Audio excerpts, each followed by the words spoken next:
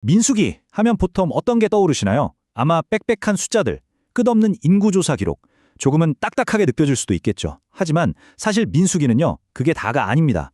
이 책은 광야에서 흩어져 있던 거대한 무리가 어떻게 약속의 땅을 향해 하나의 거룩한 공동체로 세워지는지 그 놀라운 변화의 과정을 담은 이야기입니다. 혼돈 속에서 하나님께서 당신의 질서를 어떻게 세워가시는지 지금부터 함께 살펴보겠습니다. 자, 한번 상상해 보세요.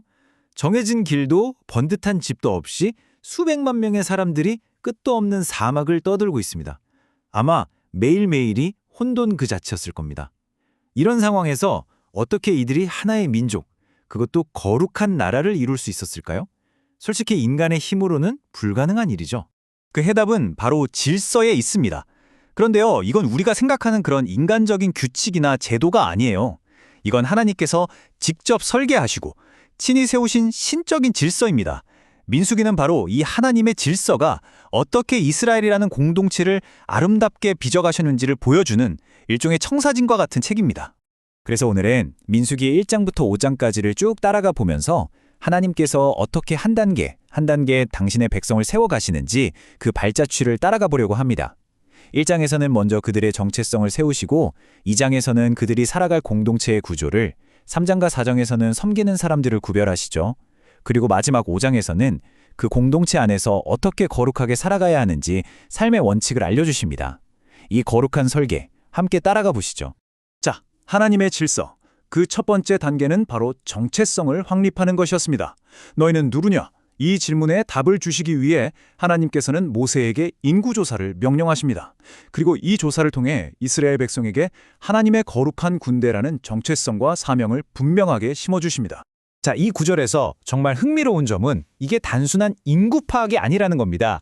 싸움에 나갈 만한 모든 남자를 세라고 하신 것에서 알 수 있듯이 이건 사실상 가나안 정복 전쟁을 앞두고 하나님의 군대를 조직하는 일종의 징집 명령이었던 거죠. 그냥 흩어져 있던 무리가 아니라 이제는 뚜렷한 목적을 가진 군대로서의 정체성을 부여하신 겁니다. 그렇게 계수된 남자의 수가 얼마였을까요? 무려 60만 3,550명이었습니다. 와, 정말 어마어마한 숫자죠? 근데 이 숫자는 그냥 많다는 걸 넘어서는 의미가 있어요. 이건 바로 오래전 창세기 15장 5절에서 하나님께서 아브라함에게 내 자손이 하늘의 별과 같이 많아질 것이라고 하셨던 그 약속이 바로 지금 눈앞에서 현실이 되었음을 보여주는 생생한 증거였습니다.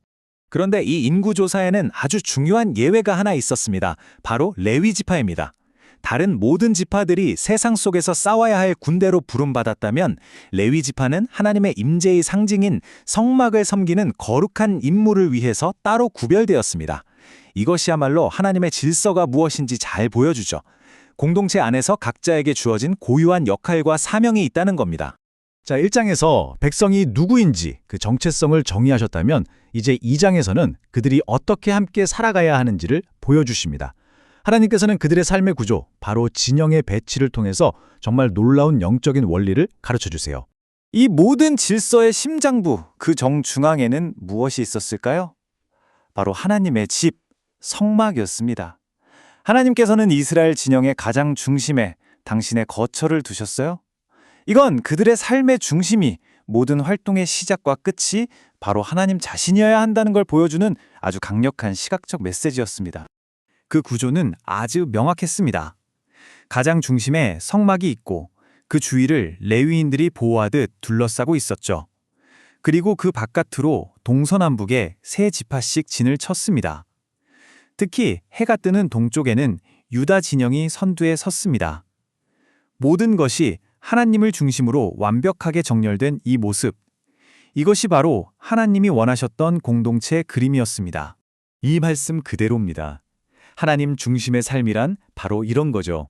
우리의 가정, 직장, 관계, 삶의 모든 영역이 하나님의 임재를 중심으로 그분을 둘러싸고 그분께 초점을 맞출 때 비로소 모든 것이 제자리를 찾고 진짜 질서가 세워지는 겁니다. 이제 하나님의 시선은 전체 진영에서 가장 중심으로 성막을 섬기는 레위 지파에게로 더 깊이 들어갑니다. 하나님께서 당신을 섬기는 일에 있어서도 얼마나 세밀하고 구체적인 질서를 세우시는지 여기서 정말 잘 드러납니다. 레위 지파는 정말 특별한 존재였습니다. 원래 율법에 따르면 이스라엘 모든 가정의 첫째 아들, 즉 장자들을 하나님께 바쳐야 했거든요. 그런데 하나님께서 그 모든 장자들을 대신해서 이 레위 지파 전체를 당신의 것으로 받으신 겁니다. 그러니까 이스라엘 전체를 대표해서 하나님을 섬기는 거룩한 대리인이었던 셈이죠. 그리고 하나님은 레위 지파 안에서도 그냥 알아서 섬겨라 하지 않으셨습니다. 세 가문, 즉 고앗, 게르손, 므라리에게 각각 다른 임무를 정확하게 맡기셨어요. 고앗 자손은 언약궤와 같이 가장 거룩한 기물들을, 게르손 자손은 성막의 각종 덮개와 휘장을, 므라리 자손은 성막의 기둥과 뼈대를 책임졌습니다. 보세요, 누구 하나 중요하지 않은 역할이 없었죠. 이 모든 역할이 완벽한 팀워크를 이룰 때 비로소 하나의 거룩한 성막이 유지될 수 있었던 겁니다. 특히 가장 거룩한 기물을 옮겼던 고앗 자손에게 주신 이 경고는 정말 의미심장합니다. 하나님을 섬기는 일이라는 게 그냥 뜨거운 열정만 있으면 되는 게 아니라는 거죠. 거룩함에 대한 깊은 경외심, 그리고 그분의 질서에 대한 철저한 순종이 반드시 필요하다는 겁니다. 이 섬김의 질서를 어기는 것은 생명을 위협할 만큼 아주 엄중한 일이었습니다. 자, 이제 외적인 질서에서 내적인 질서로 넘어갑니다. 하나님이 그들 가운데 거하시기 위해서는 외부적인 구조뿐만 아니라 그 공동체 안의 삶과 관계 역시 거룩해야 했습니다. 민수기 5장은 바로 그 공동체의 순결을 지키기 위한 구체적인 법들을 다루고 있습니다. 하나님은 공동체의 거룩함을 지키기 위한 세 가지 원칙을 주세요.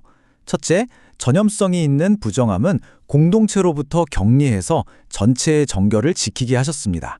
둘째, 이웃에게 해를 끼친 죄는 반드시 갚되 손해액의 20%를 더해서 갚도록 해서 관계의 완전한 회복을 꾀하셨죠. 그리고 셋째, 인간이 증명할 수 없는 관계 속의 숨은 죄는 모든 것을 아시는 하나님께 그 판단을 맡겨서 공동체의 신뢰를 지키도록 하셨습니다. 이 모든 법들이 가리키는 핵심은 결국 이것입니다. 하나님의 거룩함이라는 것이 예배 드릴 때만, 성전 안에서만 머무는 것이 아니라는 거죠. 우리의 일상, 이웃과의 관계, 가정 안에서의 신뢰와 같이 삶의 모든 영역에 자연스럽게 흘러가야 한다는 겁니다. 그렇다면 수천 년 전 광야에서 세워졌던 이 고대의 질서가 오늘을 살아가는 우리에게는 과연 어떤 의미가 있을까요? 우리는 종종 질서나 규칙이라고 하면 우리를 올가매는 답답한 것으로 생각할 때가 많습니다. 하지만 성경이 말하는 하나님의 질서는 좀 다릅니다. 그것은 우리를 속박하는 족쇄가 아니라 혼돈으로부터 우리를 보호하고 우리가 진짜 목적과 자유를 누리게 하는 거룩한 울타리와도 같습니다.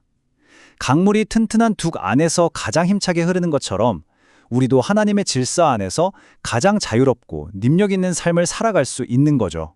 이스라엘 진영의 정중앙에는 언제나 하나님의 성막이 있었습니다. 마지막으로 이 질문을 여러분께 드리고 싶습니다. 오늘 여러분 삶의 중심에는 무엇이 있습니까?